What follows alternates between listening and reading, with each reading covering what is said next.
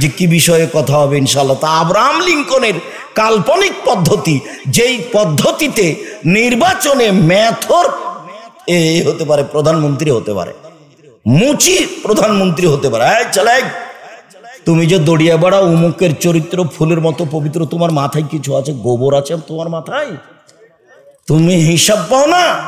তোমরা সবাই মিলে একটা উচ্চ শিক্ষিত নরসিংদী জেলার একেবারে লন্ডন থেকে পড়ে এসেছে ভদ্র নম্র হুঁশিয়ার বড় বিদ্বান, তাকে তোমরা এমপি মন্ত্রী করার জন্য ভোট দিচ্ছ।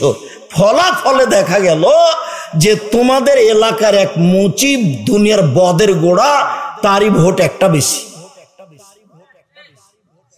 এবার কি হবে বলো দেখি? মুচি পাস। তাহলে কিভাবে বলে কোরআন কোরআন খুলে দেখাচ্ছে যে দেখেন আল্লাহ বলছেন ভোট দিতে হবে।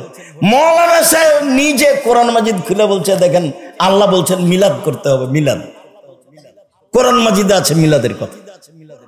আল্লাহর নবী বলছেন, বুখারী মুসলিমের হাদিস, আমার এক শ্রেণীর আলেম ওলামা আমার আদর্শ ছেড়ে দিয়ে অন্য আদর্শ গ্রহণ করে বলবে এটাই রাসূলের আদর্শ।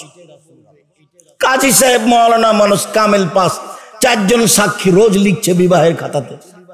তো 4 জন সাক্ষী তো জেনা প্রমাণ করার জন্য লাগে, বিবাহের জন্য তো 2 জন সাক্ষী লাগে। কই মাওলানা সাহেবের গায়ে তো একটু ব্যথাও আসে না, বরং আমাকে পাল্টা মোবাইল করে বলে হ্যাঁ আপনি এভাবে কথা বলেন, কাজী সাহেবের খাতা টয়লেট পেপার হিসেবে ব্যবহার করার জন্য বলেন। আমি বলছি যে আমার ভাষা এইটুকু কুলালছে, যদি এর চেয়ে খারাপ কিছু বলতে পারতাম সেটাই বলতাম। ওটা তো রাসূলের পদ্ধতি নয়, রাসূলের পদ্ধতি 2 জন সাক্ষী। আর আপনি কি করে বিবাহ পড়ালেন? ওর বাপ নাই এই অবস্থায়। কোর্টের বিবাহ বাতিল, কোর্টের বিবাহ বাতিল, কোর্টের বিবাহ বাতিল। যদি 10 ছেলের মা হয় 10টা ছেলেই যে না বৈধ হয়নি। আর বাপ যদি পাগলা হয় তবু সেই বাপকে উপস্থিত হতে হবে, তাছাড়া বিবাহ হবে না। লা নিকাহ ইল্লা বিওয়ালিন, পিতা ছাড়া বিবাহ হয় না। ওয়ালা নিকাহ ইল্লা বিশাহিদাইনি, 2 জন সাক্ষী ছাড়া বিবাহ হয় না। আল্লাহ রাসূল বলছেন লা তুজাব্বিজুল মারাতুল মারাতা ওয়ালা তুজাব্বিজু নাফসাহা, কোন মহিলা কোন মহিলার বিবাহ দিতে পারে না, নিজে নিজে বিবাহ বসতে পারে না। কোন মহিলা কোন মহিলার বিবাহ দিতে পারে না, নিজে নিজে বিবাহ বসতে পারে না। ফুফুতে বলছে, ফুফু বলছে ভাতিজিকে, এই শোন, ভাইয়ের বেটিকে বলছে তুই চলে, তোর বাপ তো বিবাহ দিবে না, ছেলেটা খুব ভালো, আমি বিবাহ দিয়ে দিব। ফুফুতে বলছে। এখন চুপে চুপে ওর মা ওকে পাঠিয়ে দিয়েছে, ওর বাপ ওখানে বিবাহ দিবে না, তখন ওর ফুফু বিবাহ দিয়ে দিয়েছে। পুরুষ ছাড়া বিবাহ হবে না। কখন কখন তার ফুফু বেটা ছেলে হয়ে গেছে, পুরুষ মানুষ বিবাহ দিয়ে দিয়েছে। খালাতে বলছে চলে, বোনের মেয়েকে বলছে বিবাহ আমি দিয়ে দিব। খালা বিবাহ দিয়ে দিয়েছে, কখন কখন খালা পুরুষ মানুষ হয়ে গেছে। অবাক হবেন। নরসিংদীতে উকিল বাপ লাগে বিবাহতে, তো সেদিন থেকে বাপ হয় নাই। কিন্তু চট্টগ্রামে ওই যে যেদিন উকিল বাপ হয়ে বিবাহ দিয়েছে সেদিন উকিল বাপ বাপ হয়ে গেছে। ওটাই এখন পিতা। ও যাবে মেয়ের বাড়িতে, ও মেয়েকে নিয়ে যাবে, আর নিজ বাপের সাথে আর কোনো কথা নেই। নরসিংদীতে কত দূর আছে তা আমি জানি না, তবে উকিল বাপ হারাম। জ্যাঠও উকিল হতে পাবে না, দাদা উকিল হতে পাবে না। যদি হয় তাহলে বাপকে আগে মারতে হবে, তারপরে বাপই উকিল, বাপই বিবাহ দিবে। অবাক হতে হয়। আমার সুন্নাত ছেড়ে দিয়ে অন্য সুন্নাত ধরে নে বলবে এটা রাসূলের সুন্নাত। একবারে জাজল্য নরসিংদীতে মাওলানা মানুষ বলছে নামাজের পরে হাত তুলে দোয়া করতে হবে। মাওলানা মানুষ বলছে নামাজের পরে সবাই মিলে হাত তুলে দোয়া করতে হবে। অবাক কথা, বাহাস করতে যাচ্ছে। আল্লাহ নবী বলছেন আমার সুন্নাত ছেড়ে দিয়ে অন্য সুন্নাত ধরে নিয়ে বলবে এটাই রাসূলের সুন্নাত। আল্লাহ নবী বলছেন এইরকম মাওলানা সাহেবকে দেখতে লাগে মানুষ, ওর অন্তর হলো শয়তানের অন্তর। হাদিস বুখারী মুসলিম। এমন মানুষকে দেখে লাগে মানুষ, ওর অন্তর হচ্ছে শয়তানের অন্তর। এটা আল্লাহর নবী বলছেন, হাদিস বুখারী মুসলিম। কি বিবেচনা আপনার কাছে আছে? কি দিয়ে বিবেচনা করবেন? আমি তো উপদেশ বইয়ে বহুদিন আগে এটা লিখা আপনাকে জানিয়েছি।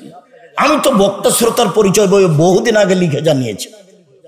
আপনার সাথে আমার দূরত্বের খবর জানি না, আপনার অন্তরের আমি সংকীর্ণতা চাইনি, আপনার অন্তরের আমি দুর্বলতা চাইনি। আমি বলছি কথা যদি সত্য হয় তাহলে মেনে নেন, আপনার জন্য ভালো হবে। একদিন দলীয় দাপটে বাঁচবেন না, একদিন দল করে আর একজনকে খারাপ বেসে বাঁচার চেষ্টা করিয়েন না। একদিন মানুষের বদনাম করে, মানুষের গিবাত করে, মানুষকে অপমান করে, মানুষকে খাটো করে বেঁচে থাকার চেষ্টা করিয়েন না। ওটা মাথাতে আনবেন না। মামলা কারো বিরুদ্ধে করে, কারো প্রতিবাদ করে, কাউকে অপমান করে, কাউকে খাটো করে বেঁচে থাকার চেষ্টা করবেন না। আপনি অবাক হবেন যারা নেট দেখে, তারা বলে একজন আর একজনকে একবারে ধুয়ে ছেড়ে দিচ্ছে। কেমন আলেম মানুষ, কিভাবে মুখে আসতে পারে এটা? আমি আসলে সেই কথাটা খুব নিরুপায় হয়েই বলেছিলাম। কি বলেছিলাম? যখন তখন বলে আসেন বাহাসে বসেন না, আসেন বাহাসে বসেন না, অত বলেন বাহাসে বসেন না কেন? তখন আমি নিরুপায় হয়েই বলেছিলাম আপনাকে তো আমি মানুষই মনে করি না, তো বসবো কি? এই একটা আমার বাক্য আছে, আমি তো আপনাকে মানুষই মনে করিনি, তো আমি বসবো কি?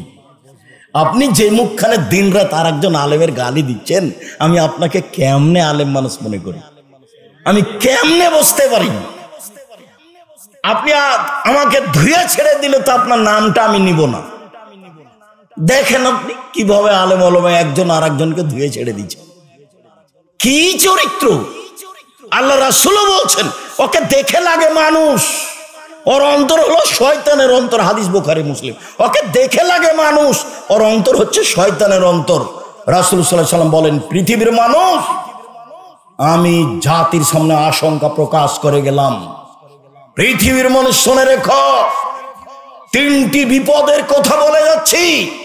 এক, আইম্মাতু মুজিল্লিন, হুজুর হবে ভ্রান্ত, হুজুর ধর্ম বেচে খাবে, হুজুর হবেন ভ্রান্ত, হুজুর ধর্ম বেচে খাবে।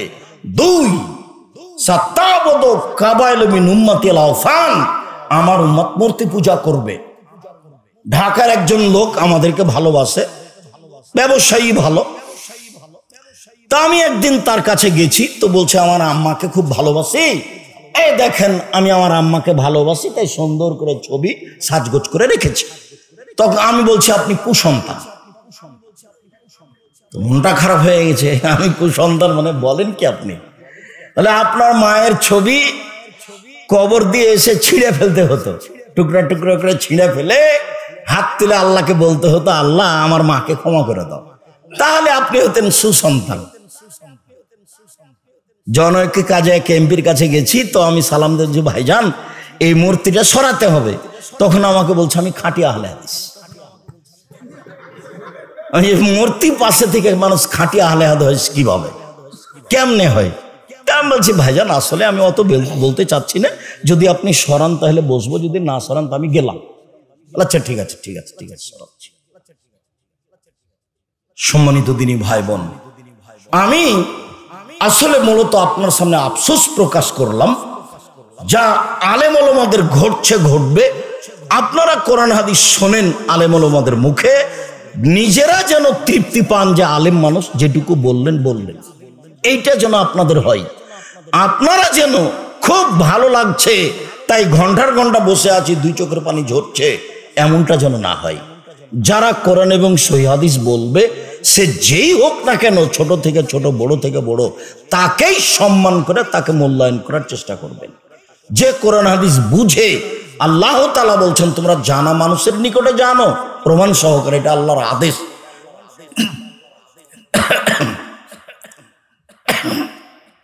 পানি আছে?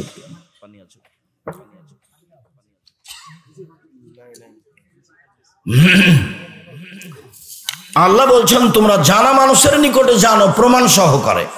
জানা মানুষের কাছে জানতে হবে প্রমাণ সহকারে। এইটুকু আমি বলে আপাতত আমার কথা শেষ করছি। আমরাও আব্দুল্লাহ কি বলছে এটা শোনার অপেক্ষায় আছি। জাযাকুমুল্লাহ খায়র। আমি আপনার ছেলে মেয়ের জন্য দোয়া করি, আপনার ছেলে মেয়েকে আল্লাহ কবুল করুক। আপনারা একটু এদের জন্য দোয়া করবেন, আল্লাহ যেন তাদের কবুল করেন, তাদের খিদমত যেন কবুল করেন। আল্লাহুম্মা আমিন। এইটুকু আপনাদের কাছে দাবি রেখে আপনাদের সবাইকেই আপনার বাড়ির পাশে 14-15 ফেব্রুয়ারি 13-14 ফেব্রুয়ারি সম্মেলনে উপস্থিত হওয়ার আন্তরিকভাবে জোরালো দাবি রেখে সালাফি কনফারেন্স, এই সালাফি কনফারেন্সে অবশ্যই উপস্থিত হবেন। আমি মনে করি এটা নরসিংদী নারায়ণগঞ্জ জেলার সম্মেলন, আপনাদের সম্মেলন, আপনারা উপস্থিত হয়েই তাকে সফল করার চেষ্টা করবেন। পাকিস্তানের আলেম ওলামা থাকবেন, ইন্ডিয়ার থাকবেন, বাংলাদেশের থাকবেন, বিষয়ভিত্তিক আলোচনা হবে। সেই বিষয়গুলি আগেই তাদেরকে জানানো হয়েছে। আশা করি যে আপনারা উপস্থিত হবেন এবং বিষয়ভিত্তিক বক্তব্য শুনবেন। যাওয়ার পূর্বে আমাদের বই পুস্তকগুলি যদি থাকে তাহলে গ্রহণ করবেন। দাবি রেখে সকলকেই আব্দুল্লাহ কি বলছে বিষয়টির উপরে খুব জোরালোভাবে গুরুত্ব দিয়ে মনোযোগ সহকারে শোনার আশা রেখে আমরা আব্দুর রহিমের বক্তব্য ভালো বুঝেছি বলেই আমরা অবগত, এবং তাতে বুঝেছি যে মানুষের জীবনে দান সবচেয়ে বড় শক্তিশালী ইবাদত। তাতে বুঝেছি যে দান করে খোটা দিলে দান কেটে যায়। তাতে বুঝেছি যে দান করে যদি কষ্ট দেওয়া হয় তাকে, তাহলে দান কেটে যায়।